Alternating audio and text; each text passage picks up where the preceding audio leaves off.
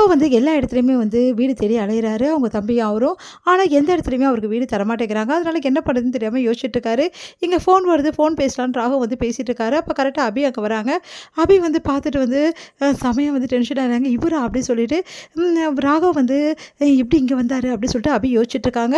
உடனே வந்து வீட்டுக்கு போறாங்க. வீட்டுக்கு போனோனே அனு வந்து என்ன ஒரே யோசனை, "இல்ல இங்க வந்து அந்த டென்ஷன் பார்ட்டிய பார்த்தேன்" அப்படின்னு சொல்லி சொன்னோனே, "அவரு எப்படி இங்க?" "அதான் எனக்கும் ஒண்ணும் புரியல" அப்படின்னோனே, உடனே "ஆகாஷும் கூட வந்திருப்பாரா?" அப்படின்னு சொல்லிட்டு அனு வந்து யோசிக்கிறாங்க. உடனே எட்டி எட்டி பார்க்குறாங்க. "என்ன எங்க எட்டி பார்க்குற?" அப்படின்னோனே, ஒண்ணும் இல்ல" அப்படின்ற மாரி அனு சொல்லிடுறாங்க.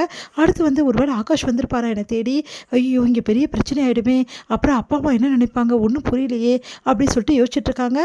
இங்க வந்து என்ன பண்றாங்கன்னா, என்ன பண்ணுறதுன்னு தெரியாம ராகவும் வந்து, ஆகாஷும் வந்து எல்லா இடமும் தேடிட்டு அலையிறாங்க. கடைசியில வந்து அபி பக்கத்து வீட்ல இருக்கிற அந்த தாத்தா பாட்டி கிட்ட போறாங்க. "என்னப்பா என்ன விஷயம்?" அப்படின்னோனே, "இந்த மாரி வீடு வேணுங்க" அப்படின்னோனே, "வீடுலாம் பேச்சுலருக்கு தான் தர்றதில்லப்பா. இங்கலாம் லேடீஸ்லாம் நெறைய பேர் இருக்காங்க" அப்படின்ற மாரி சொல்றாங்க.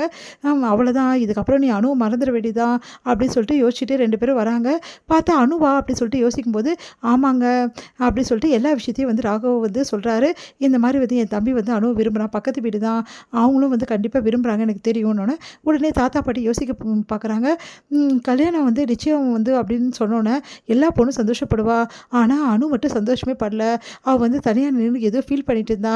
அப்பவே நினச்சேன் ஏதோ காதல் விவகாரம் இருக்கும்னு சொல்லிட்டு அப்படின்னு சொல்லிட்டு மனசுல யோசிக்கிறாங்க. அடுத்து வந்து சரிப்பா, நாங்களும் காதல் வந்து மேரேஜ் பண்ணவங்க தான். லவ் மேரேஜ் தான் எங்களுதும். அதனால லவ்வுக்கு எப்பவுமே நாங்க சப்போர்ட் பண்ணுவோம். அதனால எந்த பிரச்சனையும் இல்லப்பா. நீங்க இங்கேயே தங்கிக்கலாம் அப்படின்னு சொல்லி சொன்னோனே ரொம்ப சந்தோஷப்பட்டு, "நிஜமாவா?" அப்படின்னு சொல்லி சொன்னா, "ஆமா, இங்கேயே தங்கிக்கிங்க" அப்படி சொல்லிட்டு சொல்லிடுறாங்க. ரொம்ப சந்தோஷப்படுறாங்க 2 பேருமே. பரவாயில்லையே வீடு கிடச்சிச்சுன்னு சொல்லிட்டு. அடுத்து வந்து இவங்க 2 பேருமே வந்து இங்க தங்கியிருக்கிறத பார்த்துட்டு அபி செமையா டென்ஷன் ஆயிடுறாங்க. "எதுக்கு இவங்களுக்கு வீடு குடுத்தீங்க?" அப்படின்னு சொல்லிட்டு பிரச்சனை பண்றாங்க. "உன் வேலைய நீ பாருடி, நான் யாருக்கு வேணா வீடு குடுப்பேன்னு" சொல்லிட்டு பாட்டி சொல்றாங்க. இதனால அபி செமையா டென்ஷன் ஆயிடுறாங்க. உடனே அபி என்ன பண்றாங்க, "ஏதாவது ஒரு ஐடியா பண்ணுமே" அப்படி சொல்லிட்டு வெளிய வர ராகவ் மேல வந்து வேணும்னே வந்து கலர் பவுடர தூக்கி போடுறாங்க. அவர் வேணுமே பயங்கரமா வெறுப்பேத்துற மாரி தண்ணி வந்து கொட்டி வச்சுடுறாங்க வாசல்ல வழுக்கிற மாதிரி. அதுக்கப்புறம் அவருக்கு நெறைய தொல்ல குடுத்துட்ருக்காங்க. இதனால வந்து ராகவ் வந்து செமையா டென்ஷன் ஆயிடுறாரு. "என்ன இவ இப்படி பண்றா?" அப்படின்னு சொல்லிட்டு, "அவ எப்பவுமே அப்படிதான் வம்பு இழுத்துக்கிட்டே இருப்பா" அப்படின்னு சொல்லிட்டு பாட்டி வந்து சொல்லிட்டு இருக்காங்க.